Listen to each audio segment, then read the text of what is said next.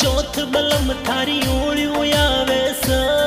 मारा मांगी लाल राणा बन सारी ओळ्यो आवे सा ए हाथों सू प्रिंका बनी ने वर्त खुलावो सा मैं सोनेरी चलनी लाई चांदी रो करवो सा मांगी लाल जी थोरे हाथों सू